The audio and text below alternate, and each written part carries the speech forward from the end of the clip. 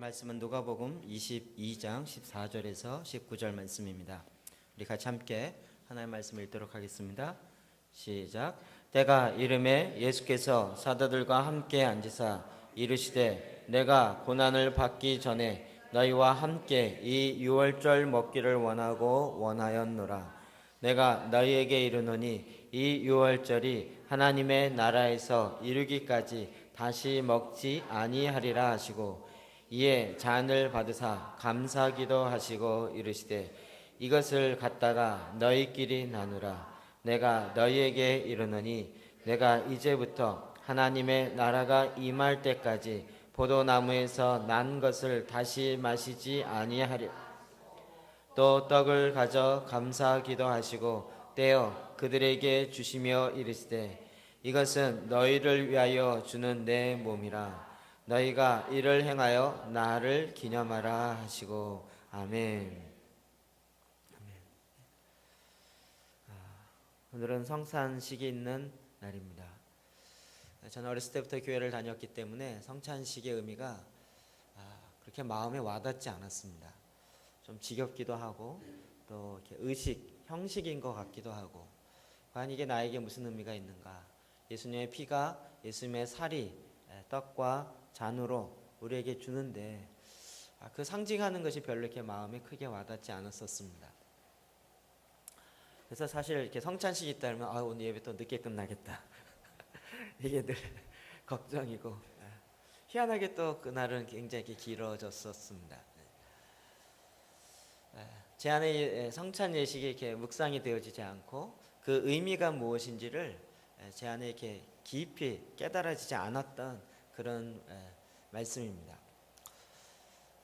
저에게 이제 고민이 된 것은 제가 목사가 돼서 이 성찬식을 준비하려고 하니까 그 의미를 더 깊이 있게 내 안에서 묵상되어지고 돼야 될 것인데 그 의미에 대한 것이 제 안에 별로 이렇게 되지 않는, 여전히 되고 있지 않은 제 모습을 보았습니다. 그러면서 다시 말씀을 주의 깊게 보게 되었습니다. 왜 성찬식이 우리 삶 속에, 내 개인의 삶 속에 깊이 있게 묵상이 안 되는가? 일단 가장 크게는 우리가 성경을 볼 때 성경이 갖고 있는 배경이 있습니다. 어떤 말이든지 말을 하게 되면 그 말하게 되는 사람의 이유나 배경이 그 뒤에 깔려 있습니다. 그리고 말을 하죠. 우리가 소위 얘기하는 언어로 발성이 돼서 얘기하는 건 5% 내지 10%만 전달되고 나머지 비발성 언어가 몸집이나 억양이나 이런 걸 통해서 전달되는 게 70%에서 90%까지 전달된다는 거잖아요. 우리가 성경을 읽으면서 성경이 갖고 있는 배경을 잘 생각하지 않은 채 그냥 텍스트만, 있는 글자만 읽다 보니까 굉장히 많은 부분을 놓쳐버리고 있는 것을 알게 되었습니다. 이 6월절 성찬식도 그 중에 하나입니다. 성경을 보면 오늘날 우리 시대의 이 말씀과 성경이 실제로 기록되었을 때의 말씀과 배경 자체가 너무나도 많이 다른 것을 알 수 있습니다. 그럼 이 성찬식은 그냥 예수님께서 딱 제정하신 것이 아니라 성찬식의 원래 유래는 뭐냐면 6월절과 관련되어 있습니다. 6월절 없이 성찬식이 나온 것이 아닙니다. 오늘 15절 하반절에도 보면 이 6월절 먹기를 원하였느니 라고 말하고 있습니다. 6월절 만찬을 내가 함께 너희와 제자들과 함께 먹기를 원하였다. 주님의 강력한 원하심이 있어요. 주님이 이건 굉장히 큰 의미를 부여하고 있습니다. 지금 이제 예수님의 십자가를 바로 앞에, 내일이면 십자가에 잡혀서 죽어야 될 그런 상황입니다. 그 바로 직전에 예수님이 자기의 사랑하는 12제자, 지금 11제자들과 함께 마지막 식사를 하기를 원했던 것입니다. 마지막 식사. 그럼 마지막 식사라는 것은 굉장히 큰 의미가 있죠. 이것이 마침 너무나도 기가 막히게 그 타이밍이 이스라엘 백성의 6월절을 지내는 그 타이밍과 정확하게 맞아 들어가는 것입니다. 우리 14절 말씀, 15절 다시 한번 읽어볼까요? 시작. 때가 이름에 예수께서 사도들과 함께 앉으사 이르시되 내가 고난을 받기 전에 아멘. 이 유월절을 함께 나누길 원하였습니다. 이스라엘 백성의 유월절은 어떻게 지나냐면 지금 우리처럼 지내지 않습니다. 그들은 가족이 같이 모이고 또 같은 친족, 혈통이나 또 이런 아니면 이웃이 두세 가정이 같이 모여서 함께 드립니다. 이렇게 예배 회당에서 유월절 지키지 않습니다. 가정에서 지킵니다.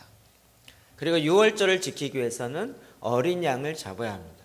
그러면 그 피와 또 그 살과 그 다음에 무교병과 이런 것들을 실제로 준비해야 하는 것입니다. 제가 왜 처음에 컨텍스트가 다르다 그러냐면 여러분 유월절을 전혀 준비하지 않으셨잖아요. 성찬식을 맞이하면서 만약에 이것을 가정에서 한다 그러면 벌써 생각이 달라지죠. 여러분 이게 좋은 비유는 아니지만 이 유교의 차례 제사 지내는 거랑 비슷하게 생각하면 됩니다.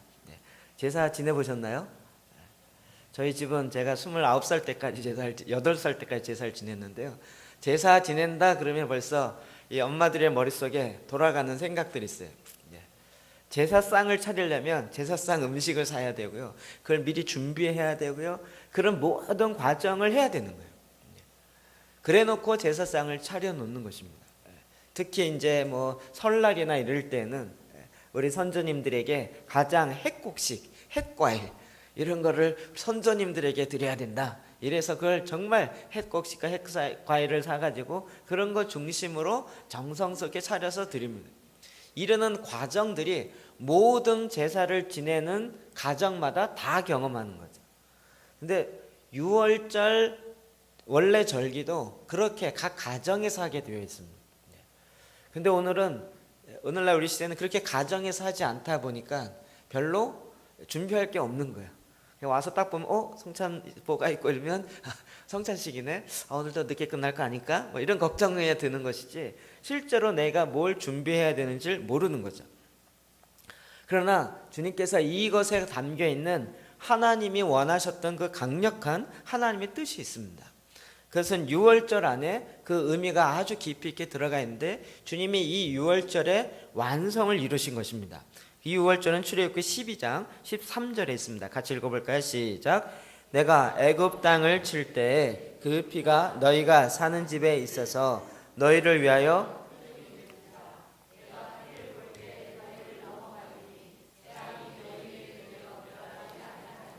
아멘. 이 유월절이 제정되어진 배경 자체는 이스라엘 백성이 애굽에서 노예 생활하다가 이제 막 출애굽하기 바로 직전, 바로 전날인 것입니다. 예수님 십자가에 달리시기 전날과 같은 의미인 거죠. 애굽은 이 세상을 상징합니다. 이 세상에 애굽에서 그 많은 우상 밑에서 우상의 노예로, 죄의 노예로 살고 있다가 이제 그 죄로부터 자유케 되어지는 그 바뀌게 되어지는 계기가 바로 이 유월절인 것입니다.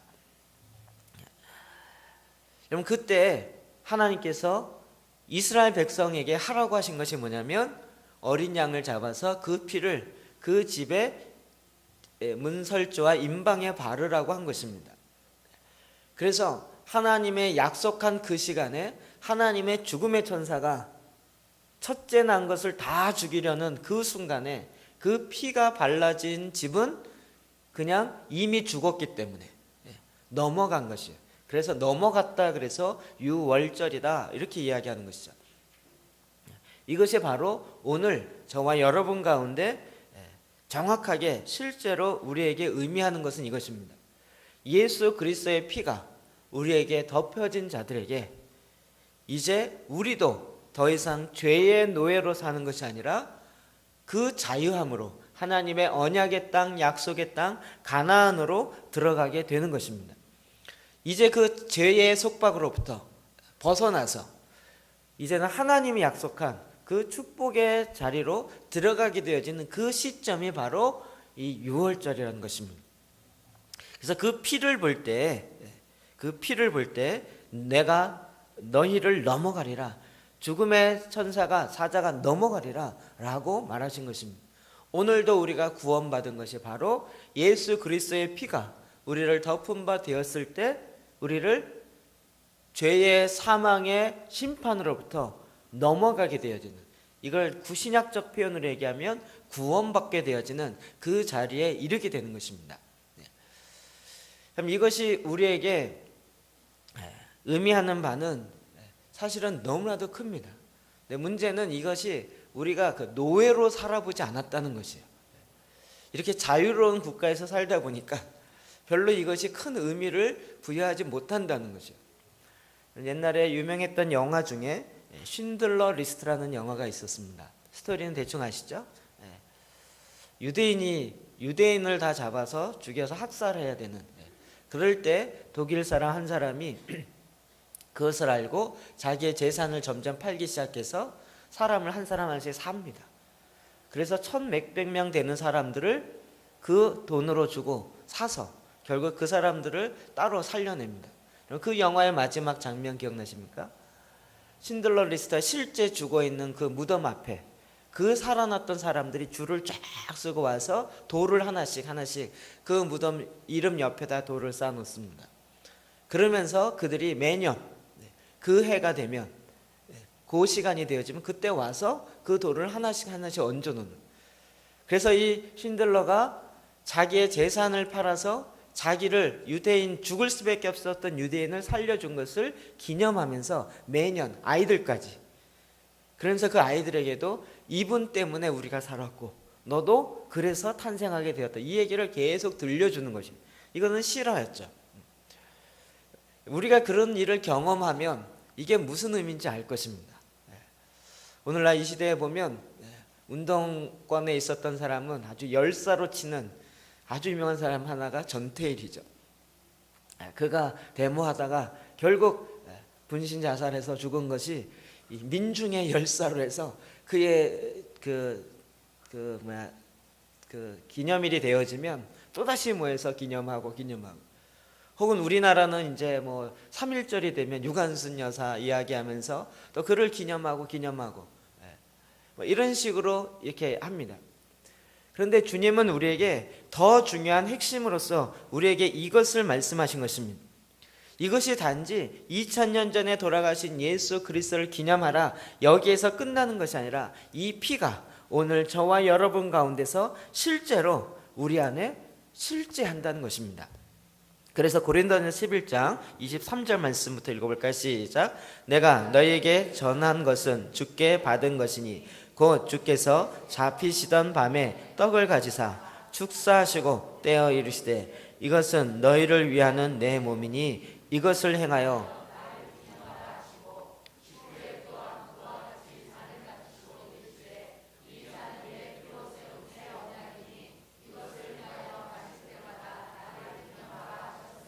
아멘. 이스라엘 백성이 6월절에 어린 양을 통하여서 애굽에서 구원받은 것을 기념했던 것처럼 이제 예수님께서 바울에게 전하여서 이것을 알게 했어요. 23절 하반절에 보면 곧 주께서 상반절에 내가 너희에게 전한 것은 주께 받은 것이니, 바울이 주께 받았대요. 바울이 예수님과 직접 만난 적이 있습니까? 3년 동안 따라다니면서 직접 가르침을 받은 적이 있나요? 그렇지 않습니다. 바울이 이걸 직접 받았다는 얘기는 뭘까요? 계시로 받았다는 얘기겠죠. 광야에 있을 때 받았는지 언제 받았는지 모르지만 이것에 대해서 직접 제자들 통해서 듣기도 했겠지만, 그러나 바울이 주님께 직접 받은 것이라고 이야기했어요. 굉장히 그만큼 중요하다는 이야기죠. 그러면서 주님이 가르쳐 주신 이것을 다시 우리에게 이야기하는 것입니다. 그럼 이것이 초대교회에 굉장히 중요한 핫 이슈가 됐어요. 왜냐하면 유대인들은 다 유월절을 지키는데 예수를 믿는 유대인들은 유월절을 이상하게 지키는 거예요. 그들이 지켜왔던 풍습대로 지키는 게 아니라 다르게 하는 거예요. 너희들은 왜 그렇게 하는가? 라고 물어볼 때 그들이 대답하는 것이 주님으로부터 직접 배운 것입니다.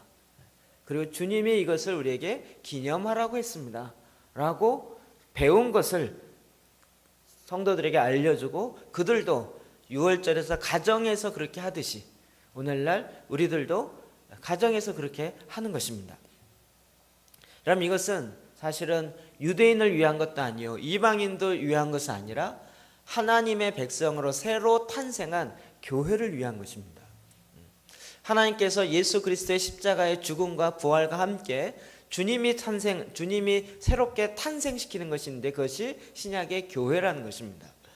그러면 교회에 새롭게 하나님이 일하시는 백성으로 하나님의 문화를 만들어 가시는데 그 중에 가장 핵심적인 것이 세례와 바로 이 성만찬인 것입니다.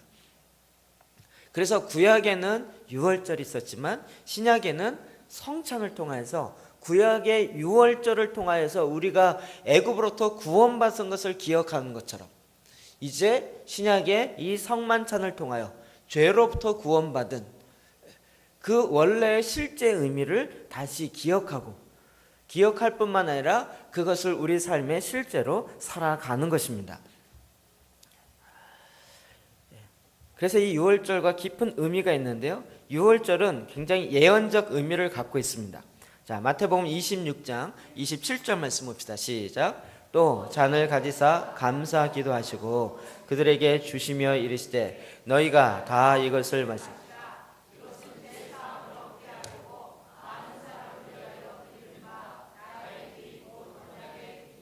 아멘.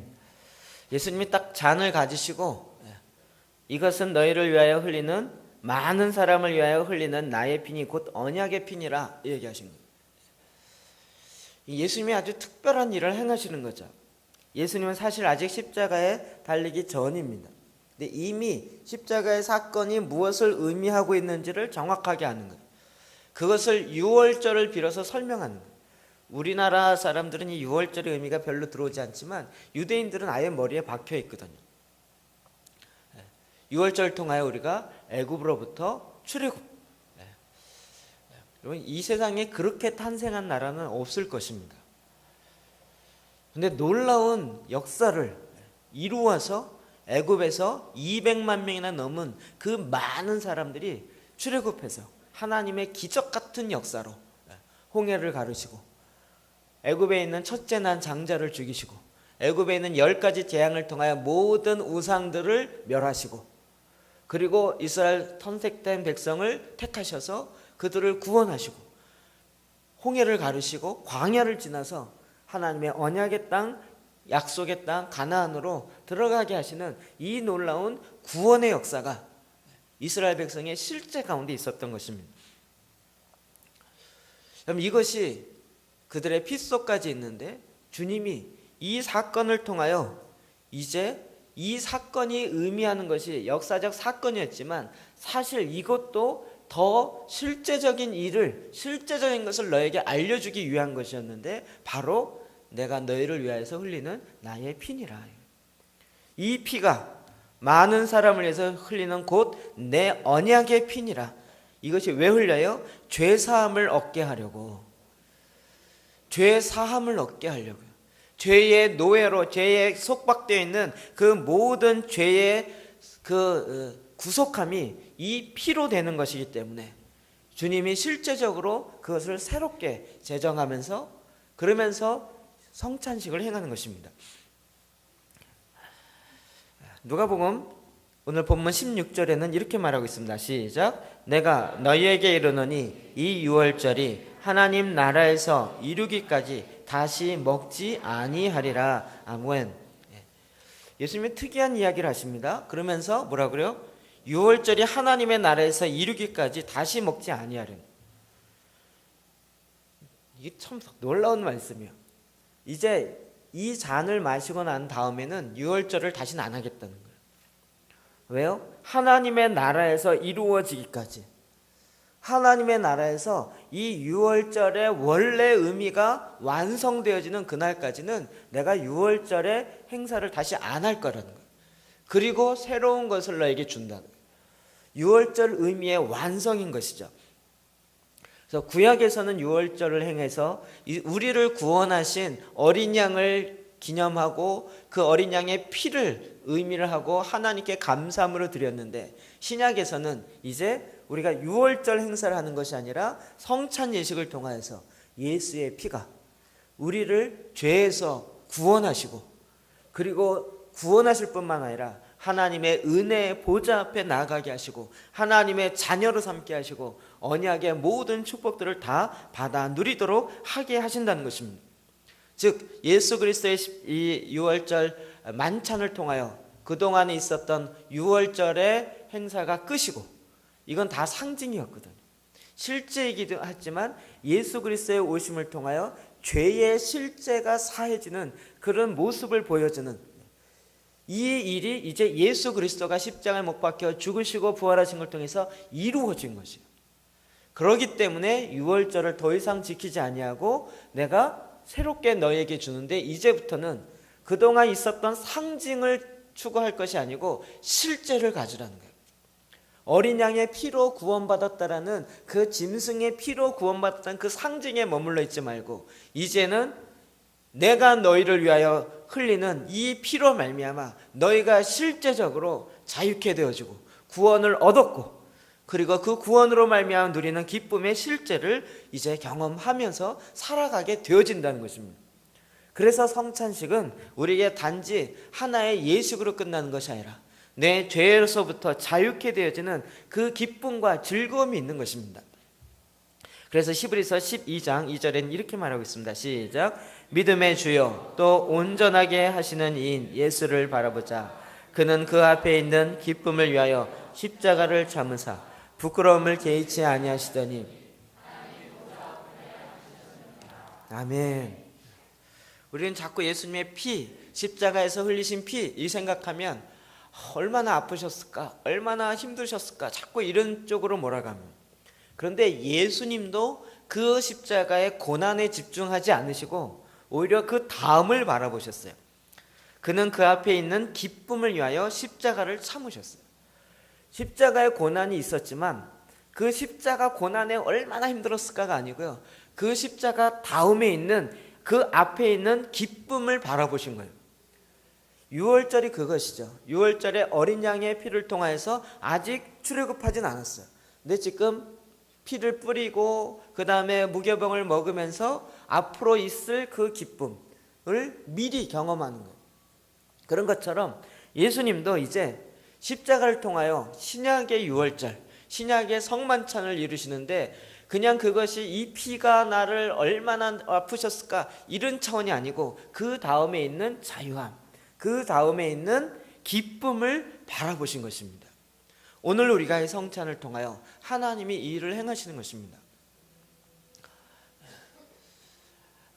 저는 예수님의 십자가를 생각할 때마다 그동안 막 끔찍했던 많은 예화들과 많은 실제들을 이렇게 본 적이 있습니다. 예수님 십자가에 돌아가실 때 그 채찍에 맞으면 형체를 알 수 없었다. 그리고 막 찬양도 있죠. 얼마나 아프실까 주님의 십자가의 그 아픔은, 이러면서 찬양. 그런데 좋은 예가 아닌 것 같은데요, 제가 어젯밤에 너무 아주 의미 있는 행사를 한번 치루었습니다. 어젯밤에 한 달 만에 손을 씻었습니다. 병원 의사가 이제 씻어도 된다 그래갖고 그동안 이렇게 물수건으로만 좀 이렇게 상처나지 않은 것만 닦고 그러다가 어젯밤에 그래갖고 이제 물속에 어렸을 때 그 손 터 갖고 물에다가 손 넣어가지고 그 생각 많이 나더라고요. 저 4층 저기 화장실 가갖고 앉아서 하더니 한 3분 했더니 허리가 아프더라고요. 안 되겠다 싶어서 방송실에 의자 갖다 놓고 그 앞에 그 손 씻는데 앞에서 딱 의자에 앉혀가지고 손을 놓고 불렸습니다. 한 5분 불린 다음에 그 다음에 떼수건을 하려 했는데 안 되는데요, 손으로 문지르니까 때가 그냥 주룩주룩 떨어지는. 와, 정말 셀 수 없이 때들이 떨어지는 거. 야, 이거 기쁘다 하는데 그러다 보니까 막 손이 막 이렇게 막 이게 거의 막 이렇게 막 껍질 벗겨진 걸로 만신창이 됐어요. 이렇게 보니까. 근데 그걸 문지르니까 손가락으로 문지르니까 때가 막 정말 한 3꺼풀은 떨어지더라고요. 그러니까 딱지 앉은 부분이 2군데 있었는데요. 고기도 막 이렇게 부풀어져 갖고 떨어지는 거예요. 아, 이거 떨어지면 좋겠다 정말. 그래갖고 슬슬 뗐더니요, 거의 떨어지기 직전인 거예요. 그래갖고 쏙 뗐더니 너무 아픈 거예요. 한쪽 부분이 아직 덜 이렇게 된 거 같아요. 그래갖고 빨리 내려가서 이제 손톱깎이로 대충 자르고 집에 가서 나머지 떨어진 부분을 다 떼냈어요. 못 볼 걸 봤어요. 제 가운데 손가락에 60% 정도 잘라졌었는데, 저는 앞부분만 잘라줬는데 이 손톱 밑둥 있죠. 고기가 딱 패여가지고요, 손톱 밑둥에 패인 시작한 그 손톱이 보이는 거예요. 그래갖고 그걸 보는 순간 이게 손톱이 왼쪽은 2번째 손가락은 손톱이 자라는데 3번째 손가락은 손톱이 안 자랐어요. 보니까 이거 손톱이 죽은 거 아니야? 손톱의 시작점 있잖아요. 요 시작 말고 그 안쪽에 시작한 부분이 있거든요. 그 안쪽에 파여진 시작의 그 뒷부분이 파였어요. 그리고 그 딱지가 뚝 떨어지면서 그 손톱보다 밑으로 이렇게 파여갖고 보인 거예요. 갖고 막 그걸 보는 순간부터 더 아픈 거예요. 그리고 막 야, 이거 안 보니 이게 손을 그냥 안 닦느니 못했어요. 그 다음부터 제가 약간 더 걱정이 또 돋기 시작한 거예요. 이것도 손톱 안 살아나면 어떡하지?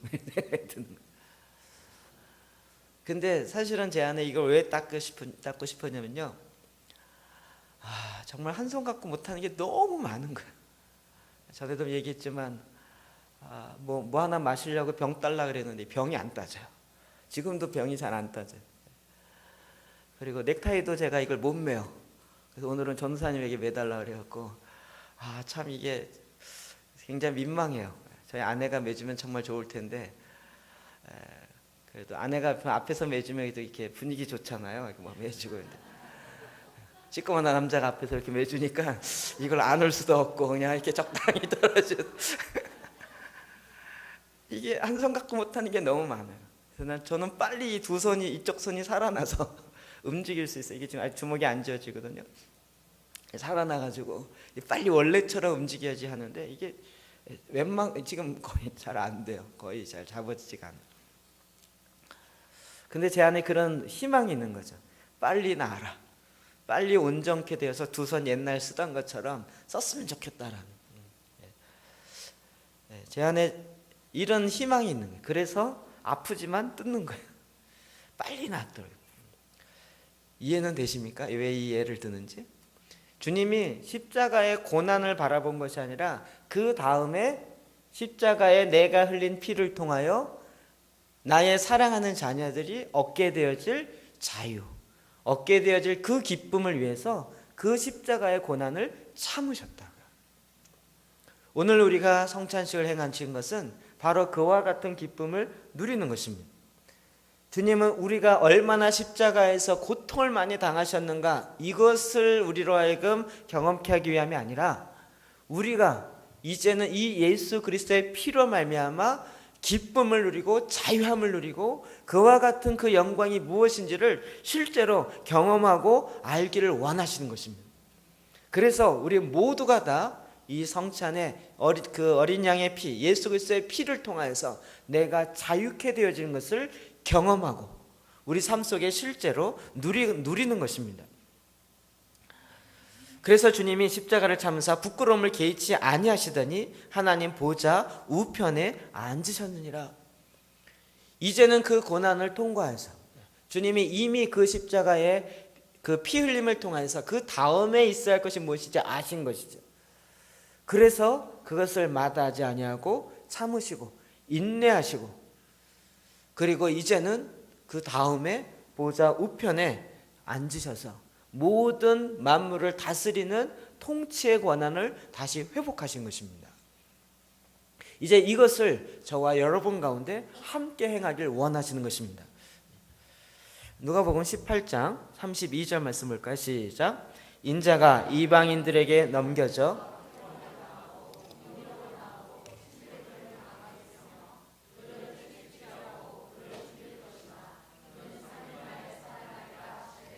아멘.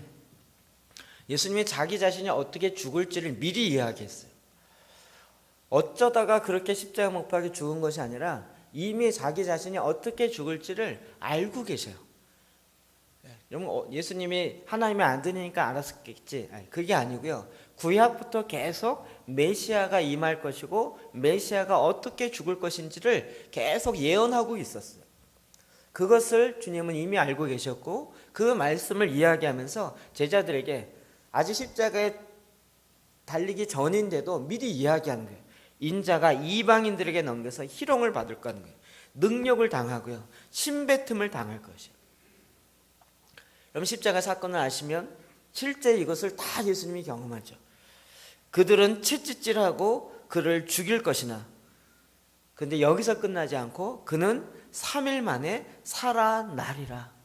3일 만에 다시 살아나리라. 예수님이 자꾸 십자가의 그 고지를, 십자가에 못 박혀 죽을 것이라는 것을 알려주는데, 여러분, 이 십자가에 못 박혀 죽는 것만 이야기하는 것이 아니라 그 다음에 다시 살아나리라. 3일 만에 다시 살아나리라. 계속 이 이야기를 하는 것입니다.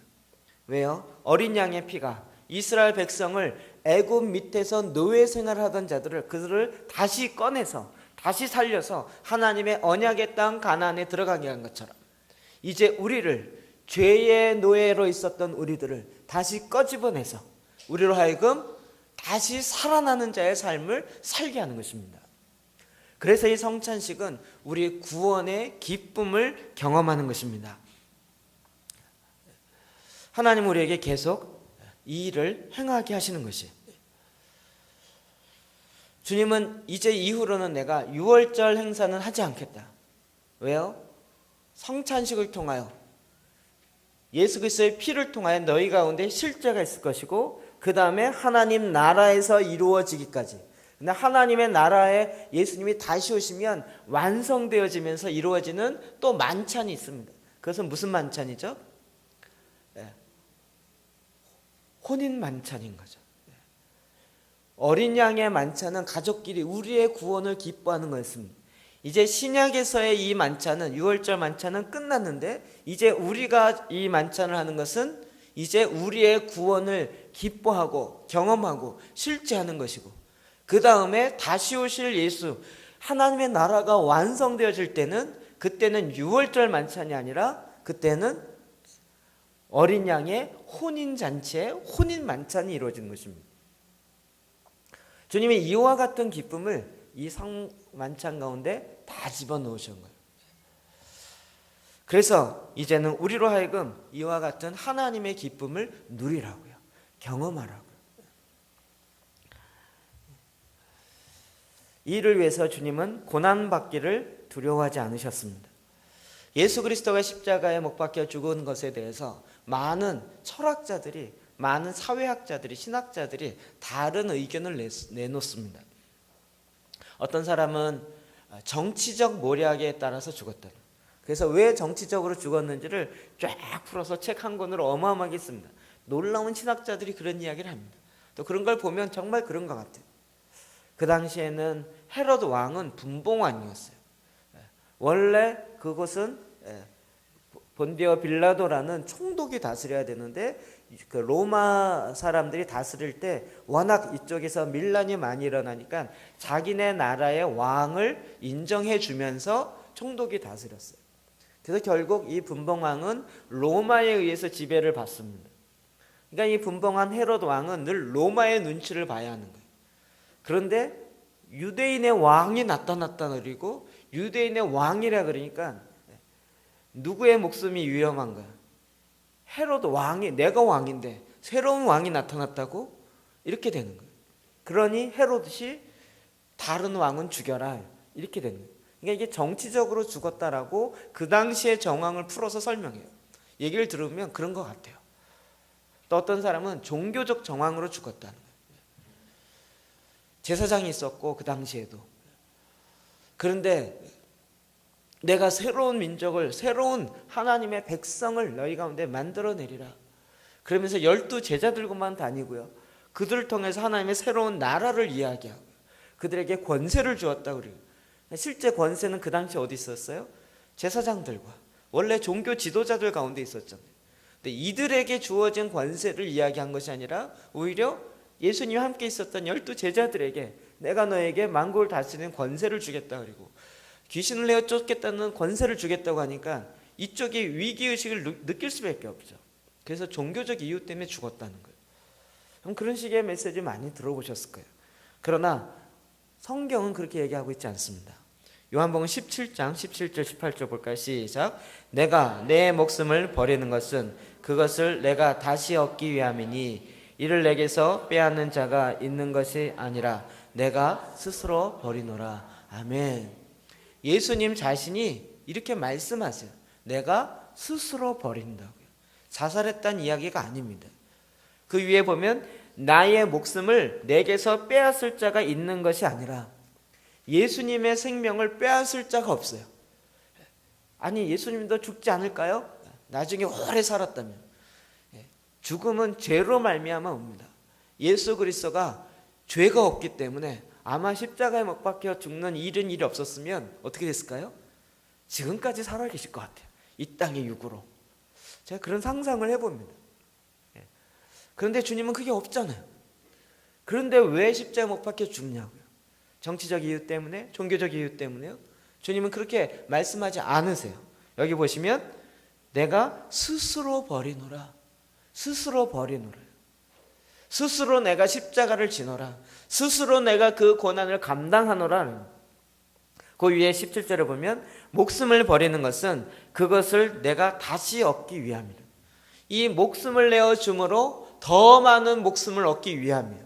한 알의 밀알과 같습니다. 한 알의 밀알이 땅에 떨어져 썩어 죽음으로 말미암아 더 많은 열매를 얻는 것처럼 내가 이 목숨을 내어 줌으로 말미암아 더 많은 목숨이 너희 가운데 더 풍성하게 되기 때문에 이 생명이 너희 가운데 풍성하게 되는 것이기 때문에 내가 이 목숨을 스스로 내어 주노라 라고 말씀하신 것입니다.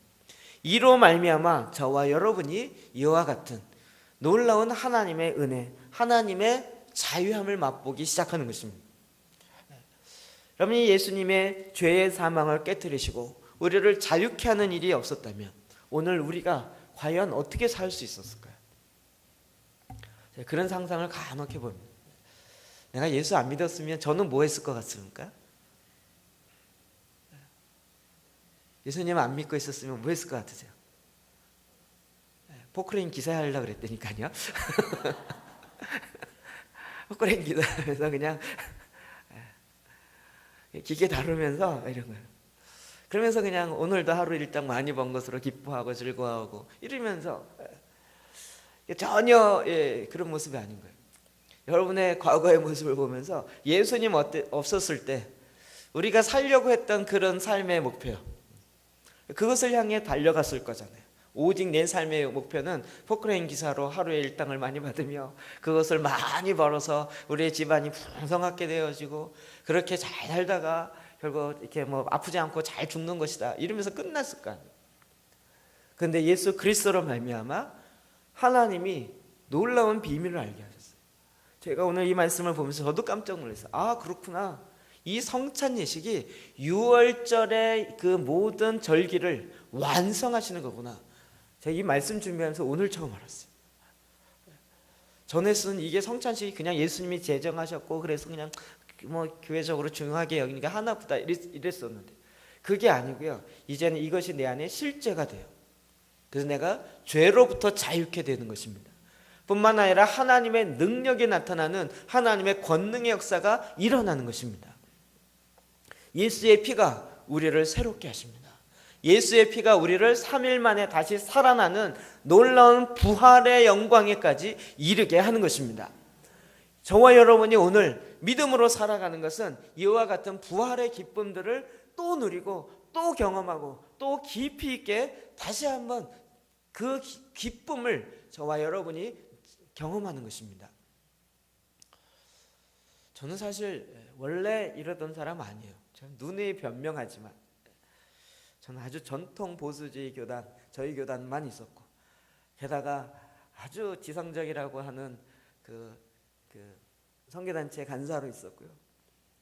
뭐 병이 낫는다는 둥 뭐 이런 것들은 그건 이 시대에 필요치도 않고 별로 중요하지도 않고 또 해서도 안 된다라고 생각하고 얘기하던 사람. 그런데 하나님이 성경 말씀을 말씀으로 보게 하면서 하나님이 이 역사를 일으키는구나 라는 것을 어렵게 믿었어요. 그것도 목사가 되고 난 다음에 한 7년 전 정도예요. 그리고 나서 예수 그리스도의 피를 의지하여 주님의 주시는 말씀으로 선포하고 주님의 주신 지혜의 말씀으로 성령의 인도하심으로 선포하니까 놀라운 기적의 역사가 많이 일어났어요. 제가 한 것이 아닙니다. 성령께서 하신 것입니다.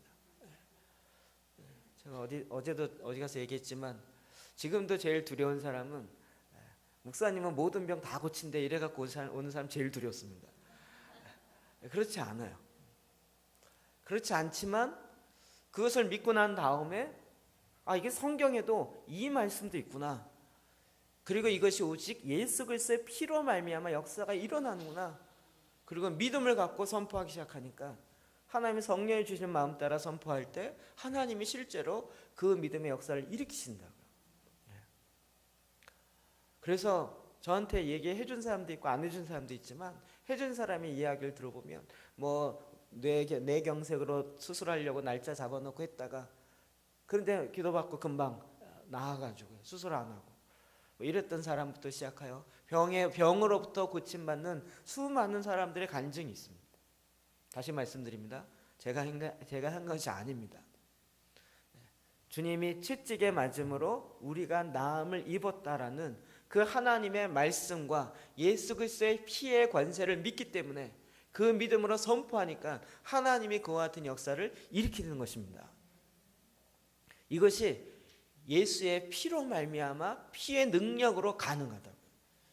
믿음으로 말미암아 그 피의 보혈이 우리의 연약함을 친히 감당하시고 주님께서 친히 그것을 십자가에 못 박혀 죽으심으로 우리의 연약함을 감당하셨기 때문에 이제는 우리가 그 죄의 속박으로부터 노임을 받는다고요.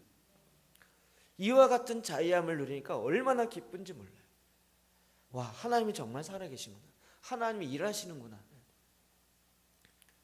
그것을 주님은 우리로 하여금 이제 그 자유와 행복을 누리게 하기 위해서 주님이 스스로 십자가에 스스로 바뀌시며 내어주시며 이 일을 통하여 이제 우리에게 이 기쁨을 허락하신 것입니다.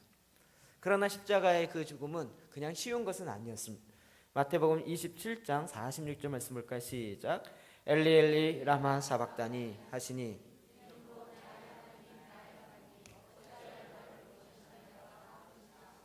아멘. 십자가의 죽음은 가장 큰 것은 얼마나 아프실까 이것도 만만치 않은 것이지만 그러나 더한 것은 하나님으로부터의 버림받음이에요. 여러분, 버림받음에 대한 그 마음이 인간은 그 상실감이 인간에게 가장 큽니다. 버림받은 마음. 누구는가부터 버림받은 이 마음 때문에 사람들은 굉장히 두려워하고 걱정하고 염려하는 것들이 굉장히 많습니다. 그런데 예수님은 십자가에서 하나님으로부터 버림받으셨어요. 하나님으로부터 완전히 소외됐어요. 엘리 엘리 라마 사박다니, 이 말을 번역하면 나의 하나님 나의 하나님 어찌하여 나를 버리셨나이까 라고 주님 하나님 앞에 부르짖는데 그런데 하나님이 대답지 않으세요. 왜 이와 같은 십자가에서 버림받고 소외되어지는 그런 일을 예수님이 실제로 경험하시냐? 왜냐하면 그렇게 버림받은 나를, 그렇게 소외되어진 나를 구원하시기 위해서.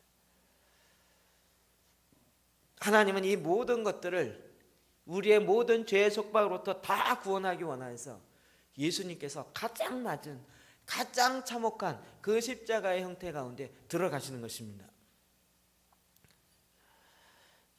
그래서 이제는 사망에서 우리를 생명으로, 죄의 노예에서 구원의 자유함으로 우리를 새롭게 하시는 것입니다. 이사야 53장 3절 4절 말씀 봅시다. 시작.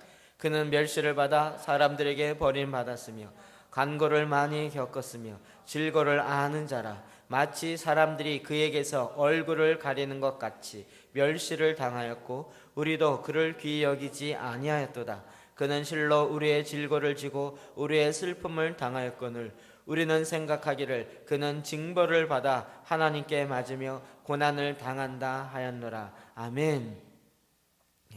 그럼 이사야의 놀라운 예언의 말씀이 있습니다. 예수님이 십자가에 채찍에 맞아서 52장에 보면 그의 형체를 알 수 없다는 거예요. 인간의 형체가 아닌 거예요.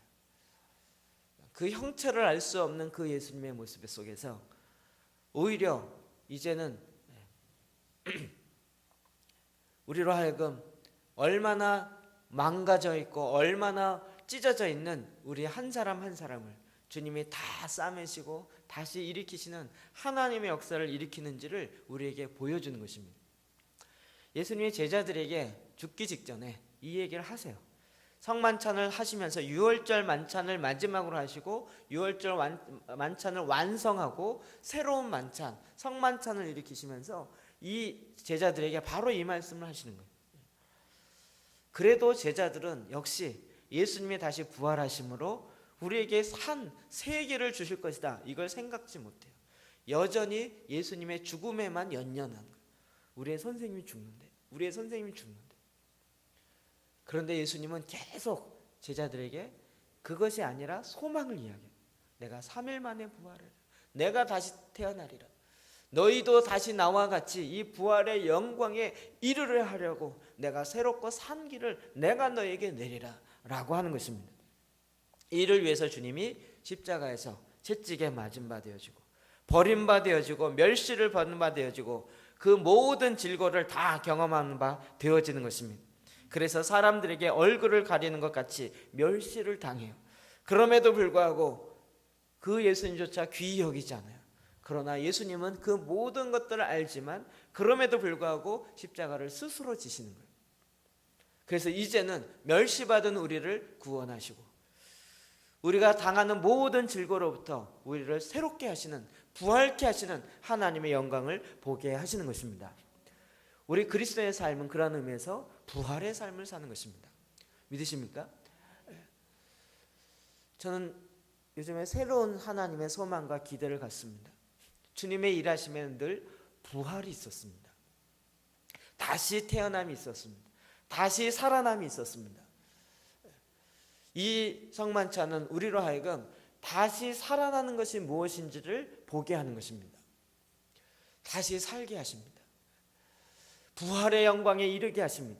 나중에 주님이 오셔서 우리가 천국 가는 부활, 이거 말고요, 우리 삶의 현장에서 바로 이곳에서 주님이 내 영을 살리셔서 죽은 자를 다시 일으키시고 이제 다시 일어난 하나님의 백성으로 하여금 하나님을 예배하고 하나님을 찬양할 뿐만 아니라 하나님의 그 산 소망을 향하여 매진하고 달려가는 그와 같은 새로운 민족, 새로운 백성, 새로운 하나님의 교회를 만드신다고요.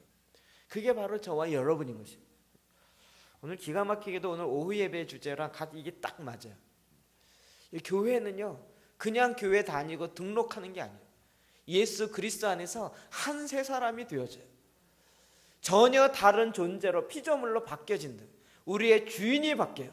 이제 더 이상 나를 위해 살지 아니하고 예수 그리스도를 위해서 사는데, 이것이 어떻게 되냐면 예수 그리스도의 피로 말미암아 이제 내가 전에처럼 살지 아니하고 이전 것은 지나가고 보라 새 것이 되어서 새 삶으로서의 삶을 살아가는 것입니다. 이 일이 바로 예수 그리스도의 피로 말미암아 되는 것이에요. 이 여러분 성찬을 마실 때, 포도주를 마시고 떡을 예수님의 살을 먹을 때, 주님이 나를 위해서 돌아가셨구나, 이걸 기념하는 것이 아니라 이제는 주님이 원하셨던, 주님이 나에게 생명을 주셨죠. 내 안에 생명이 있습니다. 주님이 나를, 주님의 살을 찢기셔서 내 모든 속박을, 죄의 속박을 끊으시고 새로운 예수님의 삶을 살게 하셨지. 그것을 내가 다시 한번 확인하는 것입니다. 제가 손 다친 것 때문에 얘기해서 죄송한데요, 지난번 말씀드렸죠. 손가락이 잘라진 사람이 배에다 이렇게 넣는다고요. 손가락이 완전히 잘라진 사람은 그 피부 조직이 없잖아요. 그러면 발바닥에서 이식해오기도 하지만 아니면 배 윗부분에 가장 연한 부분을 이렇게 째가지고 그 잘라진 손가락을 거기다 넣고요. 그리고 꼬맵니다. 근데 제가 병원을 요즘 일주일에 한 두세 번씩 이렇게 그 통원 치료하기 때문에 가는데 가면 기다리는 동안 이렇게 화면에 그게 나와요. 수술하는 장면이 나오고요. 이게 왜 어떻게 해서 되는지가 이렇게 영상으로 나와요. 굉장히 신기해요. 영상이 어떻게 되냐, 손가락이 딱 넣잖아요. 그러면 배에 있는 피부 조직과 손가락 조직이 달라요. 그런데 여기서부터 핏줄이 점점 연결해 갖고 이 손가락에 붙어요. 핏줄이 배에 있는 핏줄이 여기로 붙어요. 그리고 이 손가락에 이제 살아나기 시작하는 그 핏줄이 있잖아요. 근데 이 손가락은 연결이 안 돼 있는데 희한하게도요, 거기서 핏줄이 이쪽 배에 있는 핏줄하고 연결이 해서 붙어요. 그래서 손가락에서 오는 피나 신경으로 통해서 자라는 게 아니고 배에 있는 거기에 있는 그 핏줄 있잖아요. 그게 요 잘라진 손가락에 붙어가지고요. 그래서 여기에 피부 조직이, 배에 있는 피부 조직이 생겨요. 그게 이렇게 영상으로 이렇게 쫙 돼 있어요. 오, 너무 신기해요. 주님이 이런 설교를 하려고 제가 고통을 우리가 예수 그리스도의 피를 마실 때요, 내 피가 나오는 게 아니고요, 예수님의 피가 내게 붙는다고요. 그래서 죽어 있는 내가요, 잘라져 있는 내가 예수님의 피로 말미암아 살아간다고요. 그 피가 나에게 오니까요, 그 피가 생명이잖아요. 하나님을 향하여 아무 생명 없고 감각 없었던 내가 이제 예수님의 피로, 전혀 다른 피인데요, 예수님의 피로 말미암아 내 안에 예수의 피가 흐르기 시작해요. 예수의 생명이 흐르기 시작해요. 그래서 전혀 다른 새로운 존재, 부활의 삶을 살아가는 것이에요. 이게 바로 예수 그리스도의 십자가의 피로 말미암아 된 것입니다. 예수 그리스도의 십자가의 살로 말미암아 된 것입니다. 여러분, 이건 놀라운 하나님의 비밀이고 지혜인 것입니다. 이 일을 저와 여러분이 이 성만찬을 통해서 이루어졌다라는 것을 우리가 날마다 기념하고 그렇게 살아가는 거예요. 이 놀라운 사실을 믿으십니까? 그래서 이제는 그리스도에게 완전히 붙어 있는 거예요. 주님께 붙어 있어요. 내가 사는 것이 내가 아니요 예수 그리스도로 말미암아 살아가는 것입니다. 여러분, 이 새로운 자의 삶을 사는 것입니다. 이것이 바로 부활의 삶을 살아가는 것입니다. 제가 계속 우리 수요예배 때 요즘 부흥에 대해서 이야기합니다. 부흥은요, 그냥 이 교회 숫자가 많아지는 것이 아니에요. 부흥은 뭔가 새로운 변화가 아니라 주님이 임하시는 거예요. 주님의 피가 내 안에 흐르는 것이에요. 주님의 살이 내 안에 새 살로 나타나기 시작하는 거예요. 전혀 다른 살이에요. 그런데 이제 내가 사는 것이 내가 나로 말미암아 사는 것이 아니라 내 안에 계신 예수 그리스도로 말미암아 살아가는 것입니다. 이제 더 이상 죄의 노예로 애굽에 살아가는 그와 같은 존재로 살아가는 것이 아니라 이제 하나님의 축복의 땅 가나안의 그 축복의 삶을 내가 이 삶의 현장에서 오늘 바로 여기에서 그 삶을 누리며 살아가는 것입니다. 주님이 이와 같은 축복의 삶을 살라고 우리에게 어린 양이 친히 되셔서 그 피를 나누시고 우리 위에 덮으시고 그의 살을 찢기셔서 우리로 하여금 전혀 다른 새로운 삶을 살게 하신 것입니다. 이것이 바로 성만찬을 통해서 저와 여러분 가운데 주신 것입니다. 여러분이 오늘 성찬을 통해서 새로운 삶을 누릴 것입니다. 단지 기념하고 끝나는 것이 아니라 주님이 원하셨고 목적하셨던 것처럼 십자가를 참으신 이유는 그 다음을 바라보셨기 때문에, 그 다음에 내가 이 십자가의 죽음을 통하여 더 많은 생명이 나를 믿는 자 가운데 들어가게 되리라. 그리고 그들에게 기쁨이, 생명이 풍성하게 되리라. 그것 때문에 참으셨는데 이제는 우리가 예수님의 십자가에 얼마나 아프실까를 기념하는 것이 아니라 그 기쁨을 받아 누리는 것이에요. 그 기쁨을 다시 한번 내 안에 선포하기 시작하는 거예요. 여러분, 믿음으로 이 성만찬에 참석하실 때 하나님은 우리에게요, 여러분이 죄의 속박을 끊게 하는 역사를 일어나게 할 것입니다. 저는 우리 개혁주의 신앙의 신학은요, 이 캐톨릭은 화채설을 믿고 개신교는 상징설을 믿습니다. 캐톨릭에서는 성만찬 매주 하죠. 그걸 먹는 순간 그게 살로 우리 몸속에 들어가는 살로 바뀐다는 거예요. 화채설, 실제 살로 바뀌어가지고 그걸 먹으면 내 산에 예수의 피가 되고 예수의 살이 되어서 그게 돈다라고 믿고 지금도 그렇게 해요. 이걸 화채설이라고 합니다. 우리는 그걸 상징설이라고 그래요. 상징. 이걸 그냥 상징하고 기념하는 것이다. 제가 이렇게 두 가지를 보면서 하나님은 뭐든지 두 가지 의미가 지금 뭘 강조하고 있는지를 알겠어요.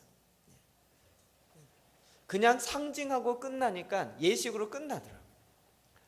그런데 이것이 우리 안에 실제가 돼요. 예수의 피가 내 안에 실제가 되어진다. 예수의 피가 내 안에 피로 흐르는 것이 아니라 예수의 피로 말미암아 주님이 원하셨던 거예요. 가나안의 축복의 삶을 누리는 거예요.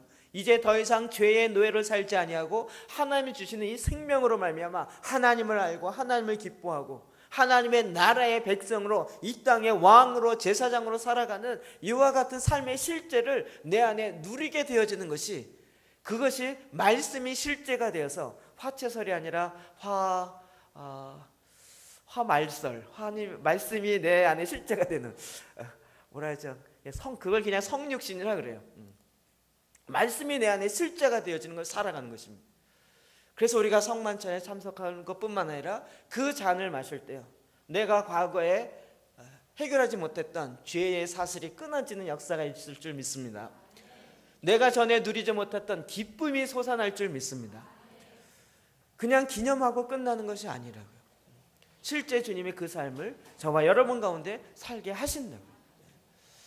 주님은 오늘 이것을 이제 내가 다시 오늘 그날까지 행하는 거예요. 주님이 재림하시는 그날까지 이제 주님이 내 안에 거하셔서 주님과 더불어 살아가는 이 삶을 살게 하시라고요. 그래서 6월절에 먹고 마시는 것은 똑같아요. 그러나 이제는 그 형식 자체를 바꿔서 이와 같이 하나님이 성찬식을 행하게 하신 것입니다. 그럼 예수님이 내 안에서 실제로 살기를 원하십니까? 요한계시록 3장 20절에 있는 것처럼 누구든지 내 음성을 듣고 볼지어다 내가 문 밖에 서서 들으노니 누구든지 내 음성을 듣고 그 문을 열면 내가 그로 들어가 그로 더불어 먹고 그는 나로 더불어 먹으리라. 라오디게아 교회를 향해서 했던 이야기입니다. 지금 교회를 향하여 주님이 말씀하신, 내가 생명인데 너희 안에 들어가야 되겠다. 내가 너희 안에 들어가야, 생명이 들어가야 너희가 다시 사는 거다. 너희가 부활할 수 있는 것이다. 이제 내가 너희 안에 들어간다. 우리가 이것을 혹시라도 까먹을까 봐 주님이 아예 이렇게 성만찬을 통해서 그것을 실제로 체험학습하게 한 거라고요. 주님, 내 안에 더 충만히 임하십시오. 내 안에서 아예 소화가 되게 하십시오. 주님, 이제 더 이상 내가 나 혼자 살지 않겠습니다. 내가 나를 변화시키려고 해도 변화가 되어지지 않습니다. 그런데 주님, 내 안에 임하십시오. 내 안에 들어오십시오. 이제 내가 주님과 더불어 살 것입니다. 내가 힘이 없을 때마다 주님을 먹고 주님의 말씀을 먹고 주님의 말씀이 내 안에 실제가 되는 자의 삶을 살 것입니다. 주님, 내 안에 더 충만히 임하십시오. 나는 주님을, 표현이 그렇지만 주님을 더 많이 먹겠습니다.